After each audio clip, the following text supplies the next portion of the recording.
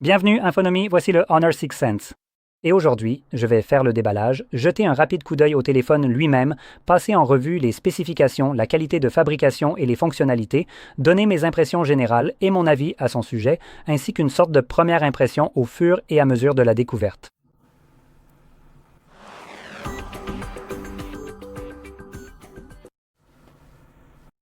Donc, je voudrais commencer tout de suite en disant que je ne recommanderais pas vraiment d'acheter cet appareil tout simplement parce que je le trouve un peu trop cher, du moins là d'où je viens. Donc, si vous cherchez vraiment une validation ici, vous n'êtes probablement pas la personne qui va la trouver. Mais je vais examiner cet appareil avec un avis totalement impartial, ce qui pourrait surprendre ici, étant donné que je recommande toujours le même genre d'appareil. La raison pour laquelle je fais cela, c'est parce que ce qu'il propose est tout simplement, de façon subjective, meilleur que ce que l'on obtient ici pour moins cher. C'est donc de là que je pars. C'est principalement une question de prix, parce que je dois travailler pour gagner mon argent. L'argent n'apparaît pas simplement sur mon compte, je ne sais pas, en arnaquant des gens avec des crypto-monnaies. Bref, passons maintenant au sujet. Donc, sans plus attendre, est-ce que j'ai deux scellés à l'arrière? Alors, on en a un ici. Et puis voici le deuxième juste là. Donc 1 et 2. Et c'est tout ce qu'il nous faut. On y va maintenant. Allez, voilà, c'est parti. Ça, c'est clairement une couleur.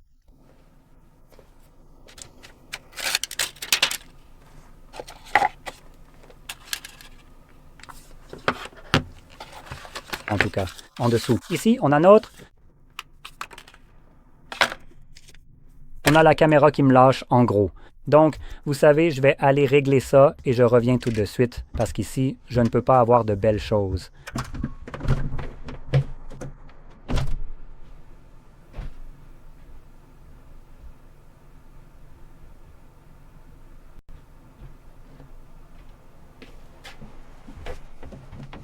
Voilà, donc maintenant, je peux vraiment voir ce que j'ai dans ma caméra avec un petit décalage. Ne vous inquiétez pas, c'est juste l'installation pourrie ici. Donc, bref. Et ici, on a cette étiquette d'efficacité énergétique qui m'indique que j'ai environ 67 heures d'autonomie avec cet appareil. On a de la paperasse, soyons honnêtes, personne ne s'en soucie. Et un câble de charge type C vers type C. Et voilà, c'est tout maintenant. En regardant l'appareil, on remarque des bordures très fines tout autour, ce qui est plutôt sympa. Ça donne un aspect moderne à l'appareil. Et quand on parle de l'écran, on a une taille de 6,57 pouces avec une résolution de 1264 par 2728 pixels. C'est un écran AMOLED avec 1 milliard de couleurs, taux de rafraîchissement de 120 Hz et un temps de réponse très rapide à vos interactions tactiles à 3840. HDR, couleur vive, et une note bidon de 8000 nits de luminosité maximale. Et vous? La raison pour laquelle je dis que c'est bidon, c'est parce que ce chiffre est irréaliste et je ne pense même pas qu'il soit possible pour des écrans AMOLED d'atteindre une telle luminosité. Mais ces petits enfoirés sournois prétendent en gros que ça atteint 8000 nits, parce qu'on a réussi à, je ne sais pas, pousser la luminosité d'un seul pixel à 8000 en le suralimentant, en le bombardant d'autant d'énergie qu'il devient aussi lumineux, mais seulement pendant une fraction de seconde, n'est-ce pas? Et parce qu'on a réussi à faire ça, on affirme que l'écran atteint 8000 nits de luminosité. Non, ce n'est pas vrai. L'ensemble de l'écran, c'est ce que j'utilise ici. Je ne me sers pas d'un seul pixel et je n'utilise pas un seul pixel. J'utilise tout l'écran, bordel. Donc en réalité, cet appareil atteint probablement 3000, peut-être 4000 nits de luminosité, soit la moitié de ce qu'il vous annonce. Je n'ai en fait pas les outils pour le vérifier. Mais rien qu'en regardant quand on pointe la lampe torche dessus, juste pour obtenir cette augmentation de luminosité, ça devient à peine un peu plus lumineux. Je ne sais pas si on va voir, oui voilà. Ça augmente un peu et ce n'est pas 8000 nits de luminosité, même pas proche. Et je n'ai pas besoin d'aucun outil pour vérifier ça. Donc avec cela en tête, passons à la suite. On a donc un ratio écran-corps de 91,2% et une densité de pixels de 458 pixels par pouce, avec un écran ici certifié Atmos niveau 4. Cela vient aussi avec un protège-écran préappliqué en plastique, mais c'est mieux que rien. Et pour le dire autrement pour ceux qui savent de quel charabia il s'agit, je disais juste que l'écran ici est bon, Ce n'est pas le meilleur, mais c'est vraiment très très proche d'être genre le meilleur. Mais ce n'est pas le cas pour l'instant. Cela deviendra assez important plus tard au fil de la vidéo. Et comme je le mentionnerai à la fin de la vidéo, un autre téléphone. Ce ne sera toujours pas littéralement le meilleur que vous puissiez avoir, mais il y aura des fonctionnalités qui seront meilleures qu'ici. Donc pour continuer, parlons maintenant des appareils photo qui semblent être ici une configuration à double capteur. Alors, le capteur principal est un impressionnant capteur grand angle de 200 mégapixels f 1.9 et ensuite on a un ultra grand angle de 12 mégapixels f 2.2 et 120 degrés.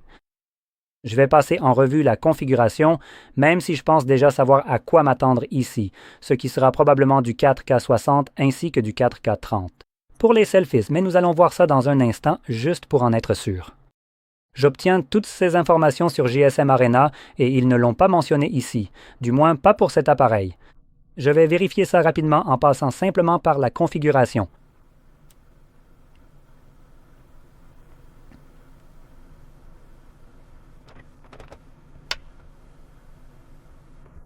Et nous avons ici cette séquence vidéo, avec une fluidité de 60 images par seconde, en une résolution de 1080p, et en 4K, vous n'obtenez que 30 images par seconde. Maintenant, si vous passez en mode selfie, encore une fois, c'est 4K 30 et 1420p 60. Donc, c'est la même chose que la version Pro de cet appareil. Donc, pas vraiment de différence ici. Le seul avantage du modèle Pro, c'est qu'il est livré avec un appareil photo supplémentaire qui, je crois, faisait 50 mégapixels, ce qui n'a pas vraiment d'importance. Donc,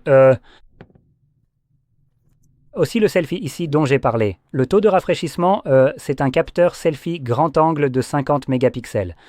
Donc, ça pourrait potentiellement être très bon pour du contenu sur les réseaux sociaux. Ça devrait vous donner une résolution vraiment excellente ici. En 4K, évidemment, ça devrait être correct, mais vous serez limité à seulement 30 images par seconde. Mais si vous baissez la résolution à 1080p, vous pouvez obtenir du 60 images par seconde, ce qui sera plus fluide et, je dirais, plus agréable en général. Passons maintenant à l'intérieur de l'appareil, et c'est là que, selon moi, le dispositif s'effondre complètement. Pour ce que Honor veut vous faire payer pour ça, donc à l'intérieur, on a une batterie de 7000 mAh, ce qui est bien, elle utilise du silicium carbone, donc c'est plutôt bon. Il n'y a rien de négatif à dire ici. Et elle peut aussi être rechargée à 80 watts avec un câble.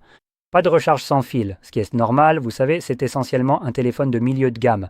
Personnellement, je me fiche qu'il ait la recharge sans fil ou non, donc à ce prix de milieu de gamme, ça me va. Donc la charge rapide avec un câble est déjà, je dirais, largement suffisante pour un appareil de milieu de gamme. Et à 80 watts, c'est bien supérieur à ce que proposent même les téléphones haut de gamme comme Samsung ou Apple. Donc encore une fois, rien de négatif ici. On a maintenant entre 8 et 12 gigaoctets de RAM, selon l'option que vous choisissez.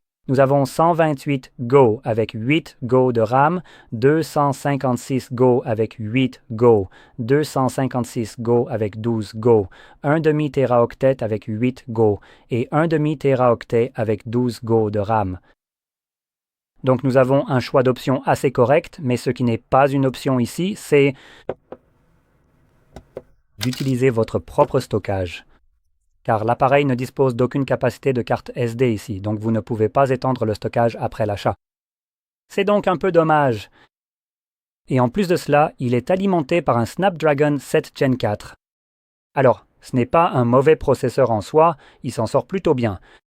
À ce stade, les téléphones sont déjà incroyablement rapides, au point de rivaliser avec des ordinateurs d'il y a quelques années.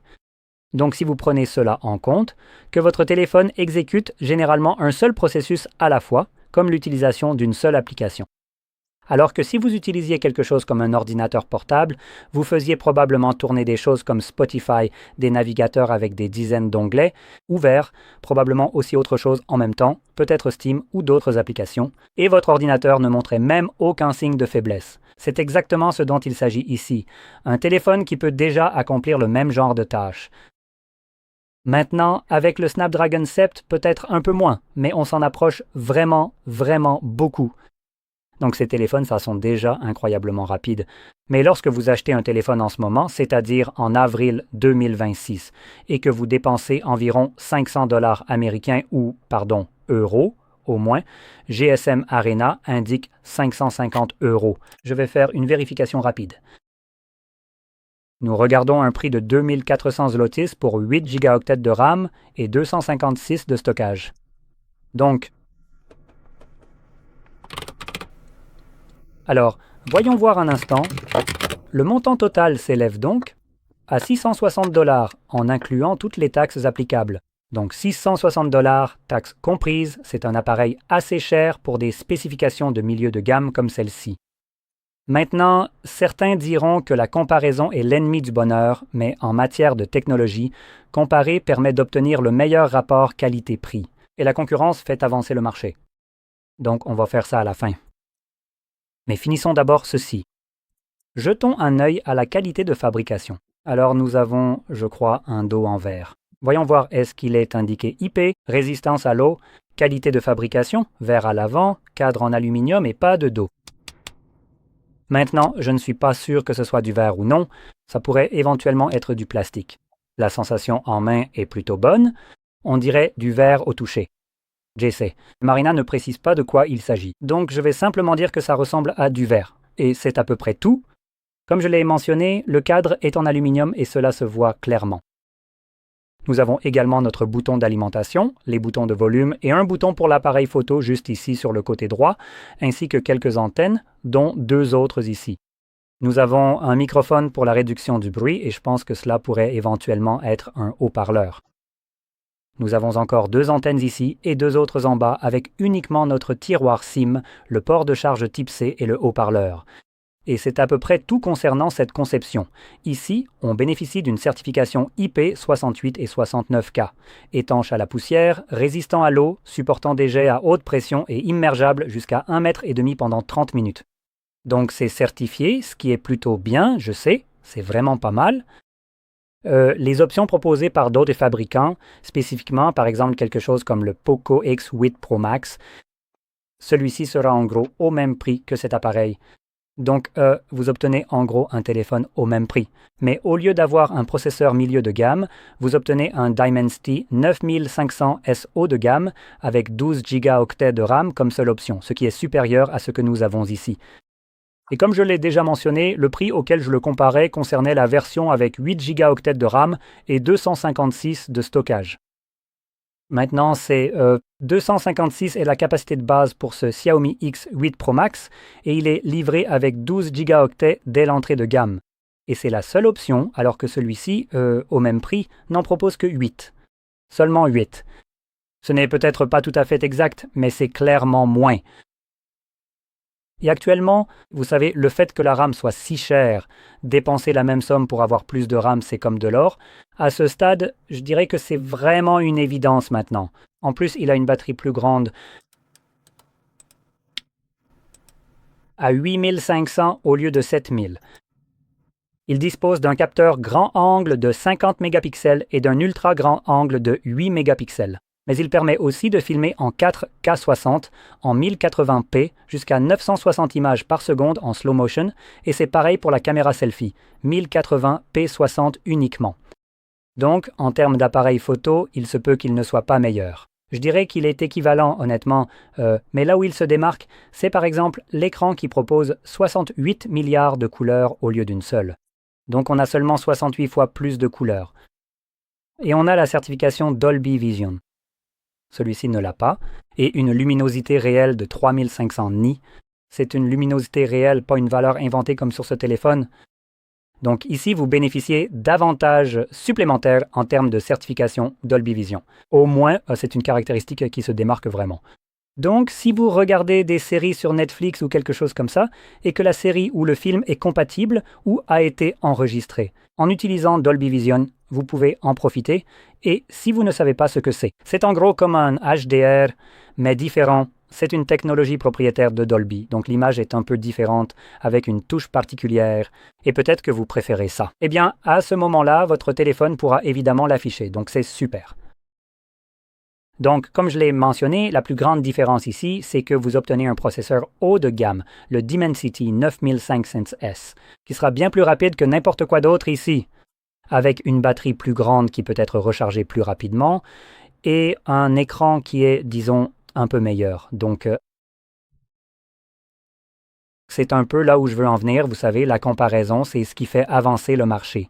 Parce que vous pourriez dépenser, disons, 6 cents pour celui-ci, et en être satisfait. Ce n'est pas une question d'appareil en soi. Mais vous pourriez dépenser la même somme et obtenir un téléphone qui est plus rapide, qui durera plus longtemps et offrira plus de fonctionnalités, au même prix. Maintenant, lequel vous choisissez, cela dépend entièrement de vous. Au final, certaines personnes pourraient ne pas aimer la surcouche Xiaomi sur Android. Si vous êtes ce genre de personne, eh bien je suppose que ce n'était pas vraiment une super recommandation pour vous. Mais si cela ne vous dérange pas, si vous n'êtes pas, vous savez, absolument déterminé à avoir un Honor, c'est ce que je veux dire. Alors je vous encourage à jeter un œil à d'autres options comme le X8 Pro Max ou peut-être éventuellement le F8 Pro. Aussi, Poco. Les deux sont d'excellents choix, qui, en termes de prix, rivalisent avec celui-ci, mais tous deux offriront un meilleur appareil. Bref, cela étant dit, j'espère que vous avez trouvé cela très utile et si c'est le cas, n'oubliez pas de liker, de vous abonner et merci d'avoir regardé.